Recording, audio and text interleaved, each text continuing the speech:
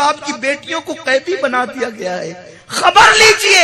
سیدہ زینب کبریٰ آقا کو پکارتی ہے اور ہمیں یہ مزاج دیتی ہے جب مصیبت آئے ماتم مت کرنا, شکایت مت کرنا, اللہ کے محبوب کو مدد کے لیے پکار لینا. اور یہی امام زین العابدین بھی کر رہے تھے.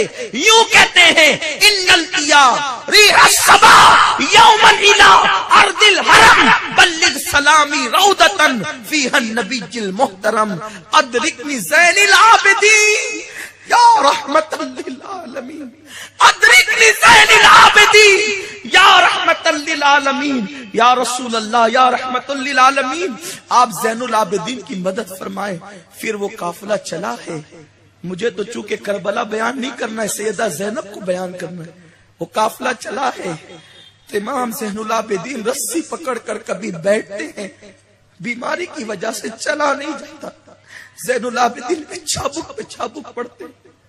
سیدہ زینب کہتی ہے زین العابدین میرے بیٹے علی اوسط صبر کرنا, اس لیے کہ یہ یزیدی ظلم کے لیے پیدا ہوئے اور ہم آل محمد صبر کے لیے پیدا.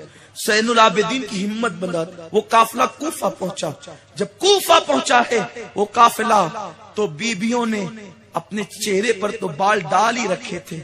یہ حالت دیکھی تو کوفہ والوں کو پتا چلا کہ کربلا سے لٹا ہوا قافلہ آیا ہے. وہ چھتوں پہ چڑھ کے سینہ پیٹ رہے. یہ سینہ کون پیٹتا ہے پتا ہے؟ جس سینے میں ابو بکر و عمر کی محبت نہیں ہے وہ سینہ اسی قابل ہے کہ وہ پیٹا جائے. اس کی سزا ہے یہ.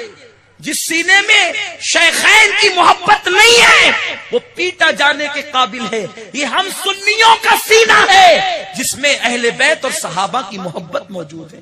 ہم سینہ پیٹنے کو دل کی توہین سمجھتے ہیں, سینے کی توہین سمجھتے ہیں, کیونکہ جس میں اہل بیت کی محبت ہو وہ سینہ پیٹا جائے یہ اہل بیت کی توہین ہے, یہ صحابہ کی توہین ہے. وہ سینے پیٹ رہے تھے اور چلا رہے تھے ہائے کیا ہوا, ہائے حسین, ہائے حسین, وائے حسین, وائے حسین. وہ چلا رہے تھے. سیدہ زینب نے کہا, ایک عجیب واقعہ مورخ نے لکھا ہے, جب کوفہ پہنچے تو تاشے بج رہے تھے, ڈھول پیٹے جا رہے تھے, ڈھول بج رہے تھے. آج بھی کچھ یزیدی بجاتے ہیں اور اس کو نام اہل بیت کی محبت کا دیتے.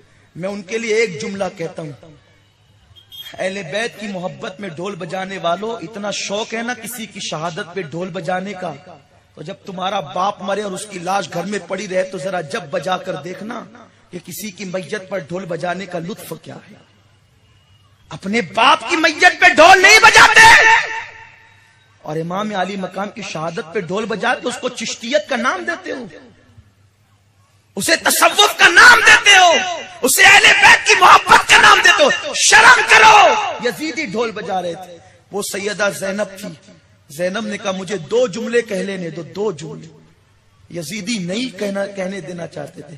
زینب نے اپنے گھٹنوں کو اونٹ کی پیٹھ پہ رکھا اور کہا لوگوں سنو, میں زینب بنت فاطمہ ہوں. پورے کوفہ کی گلیوں میں سناٹا چھا گیا. اور اس کے بعد زینب نے کہا خوشیاں منا رہے ہو, ڈھول بجا رہے ہو, اور اے ماتم کرنے والوں تم ماتم کر رہے ہو. غم اور خوشی کا ملا جلا ماحول اور اہل بیت کا قافلہ ہے. زینب کہتی ہے کیا تم نے خط لکھ کر میرے بھائی کو نہیں بلایا تھا, حسین کو نہیں بلایا تھا؟ دھوکہ دیا تم نے, تلواریں بنو امیہ کے ساتھ کر دی. کوفہ والو تم پر اللہ کی لعنت ہو, اور دنیا دیکھے گی جب تک تم اور تمہاری نسل زمین پہ باقی رہے گی تم اسی طرح سینہ پیٹتے رہو گے, لیکن خون حسین کا قرض تمہارے سر سے کبھی نہیں اترے گا. آج جو عراق کی حالت ہے نا, اللہ تعالیٰ اس کو درست فرما دے.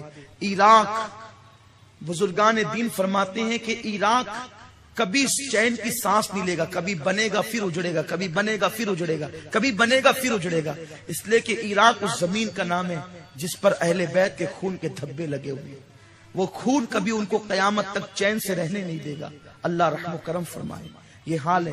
سیدہ زینب پہنچی ہے وہاں پر کوفہ کے گورنر ہاؤس میں.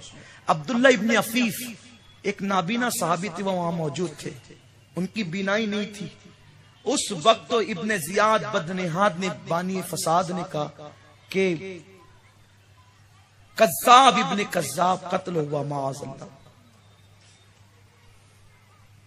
اور امیر المومنین یزید کو فتح ہوئی لعنت اللہ علیہ. اس پہ بھی لعنت جو یزید کو امیر المومنین کہتا ہے، اور یزید پر بھی لعنت. یزید وہ کمبخت ہے جس پر تینوں ائمہ نے لعنت